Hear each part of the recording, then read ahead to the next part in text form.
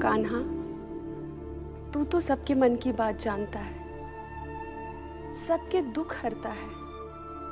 तेरी मुरली की तान से बंजर धरती पर भी फूल खिल उठते हैं।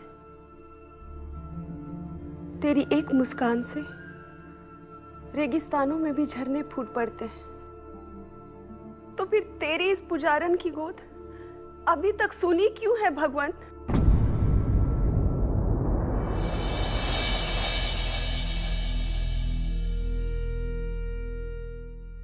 इस वंश को एक वारिस और इस कुल को एक चिराग तक नहीं दे पाई।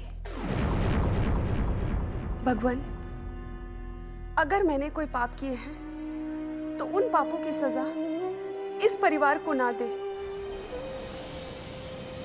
मुझ अभागन पर तरस नहीं आता तो कम से कम इस परिवार का तो ख्याल कर,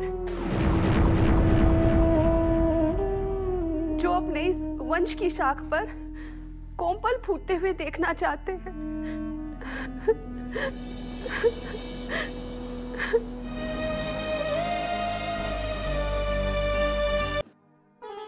बस मेरी ज्योति को माँ बना दे। नहीं माँ जी,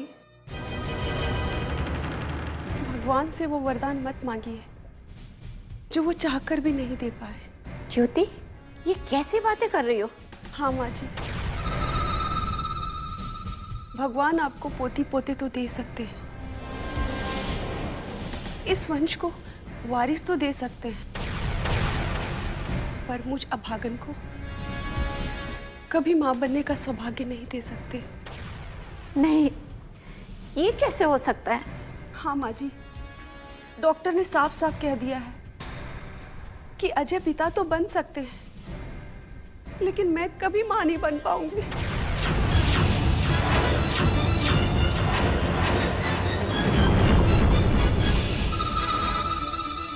बावली हो गई है ज्योति।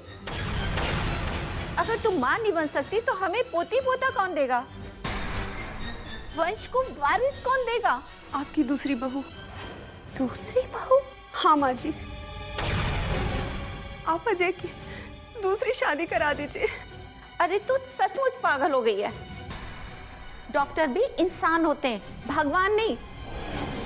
अगर एक डॉक्टर ने मना कर दिया है तो हम दूसरे के पास जाएंगे। नहीं माँ जी, इस तरह आप सारी जिंदगी झूठी आस पे बैठी रहेंगी, लेकिन आपकी ये आस कभी पूरी नहीं होगी।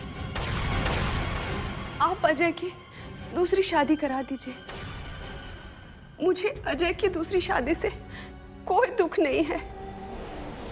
तूने ये कैसे सोच लिया कि तेरे होते हुए हम अजय की दूसरी शादी कर देंगे? और कोई रास्ता नहीं है माँ जी, वरना आपके इस वंश का कोई वारिस नहीं होगा। इस कुल को आगे ले जाने वाला कोई नहीं होगा माँ जी, कोई नहीं होगा।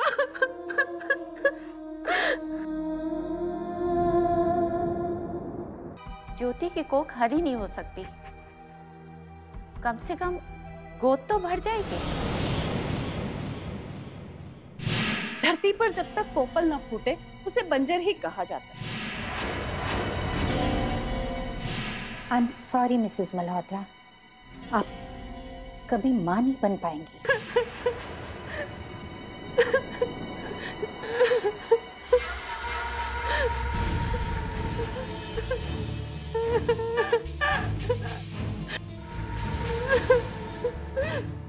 अरे बहू, अब इस तरह मगरमच्छ की तरह झूठे आंसू बहाने से क्या होगा?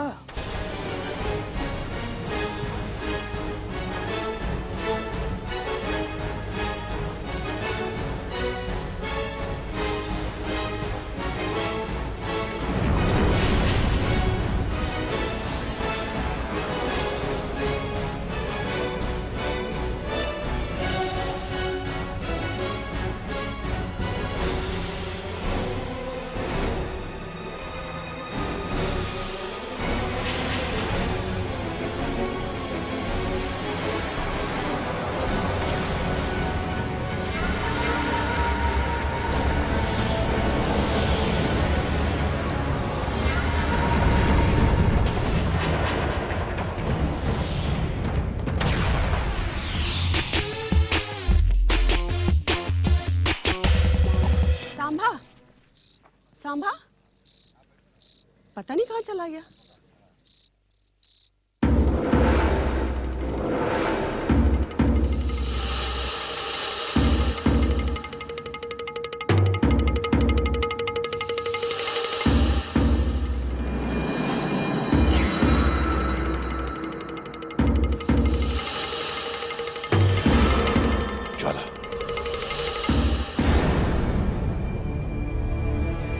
कौन हो तुम?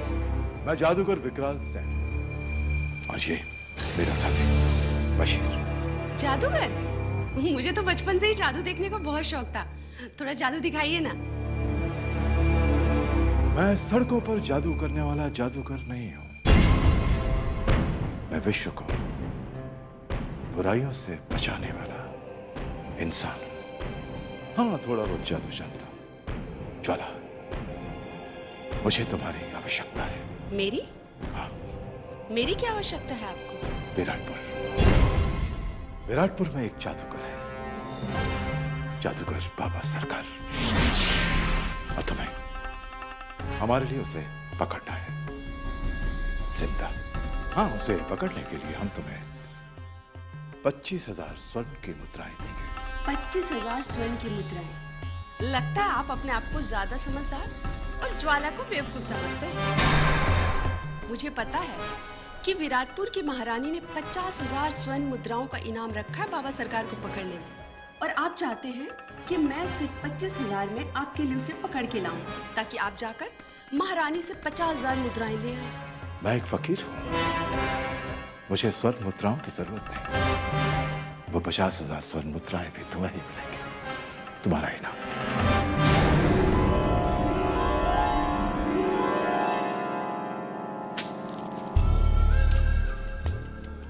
10,000 पेश की, बाकी विराटपुर पहुंचने के बाद। हुजूर, एक बात और, आपको लगता है कि मैं बाबा सरकार को पकड़ सकती हूँ? देखो ज्वाला, मैं मानता हूं कि यह काम मुश्किल है, आसान नहीं, लेकिन अगर कोई यह काम कर सकता है तो वो तुम हो।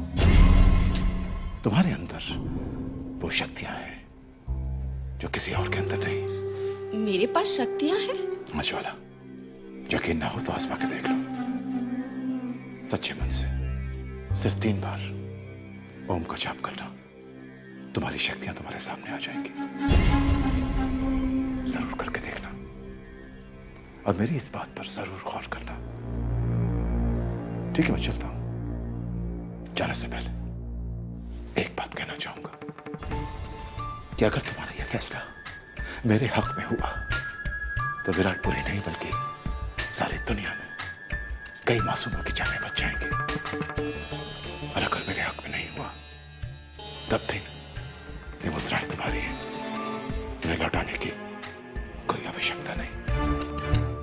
जो भी फैसला लेना सोच समझ के लेना, अपने दिल से लेना। ईश्वर तुम्हारे साथ है।